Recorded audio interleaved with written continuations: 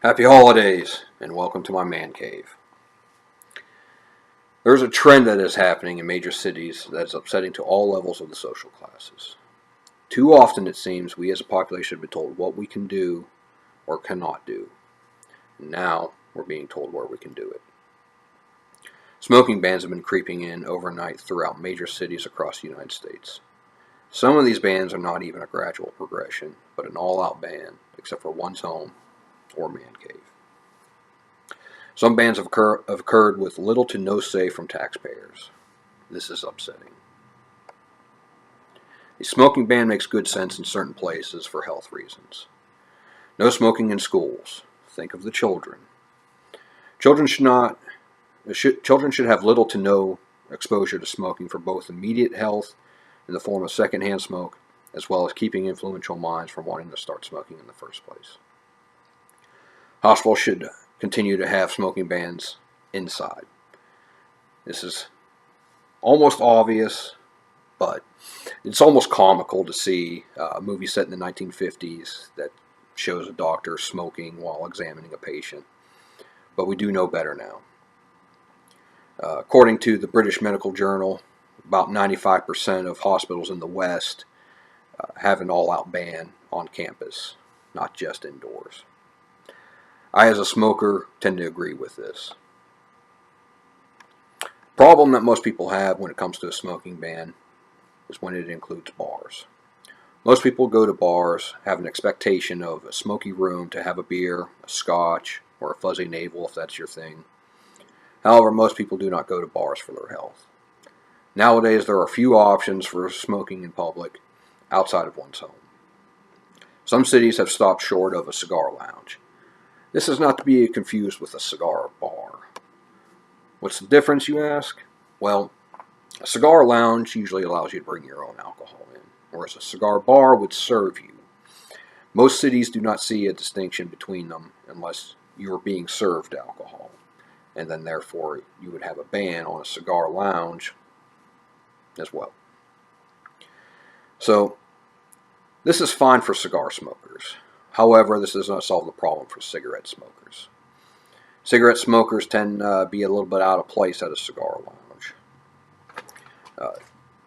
They're shunned because a cigarette will infringe upon the enjoyment of a cigar, as well as cigar lounges tend not to sell cigarettes. Some people are seemingly pleased with the smoking ban in their city.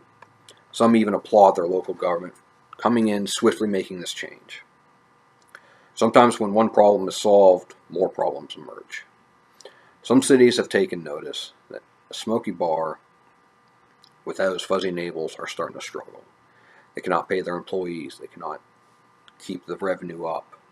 So therefore, much of those establishments are struggling. And then they lose revenue. So cities will then tax others.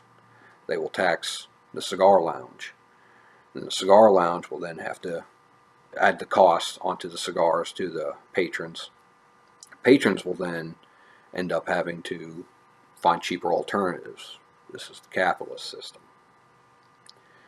So once those lounges have a slowdown or not generating enough revenue or ultimately close, the revenue needs to come from somewhere else.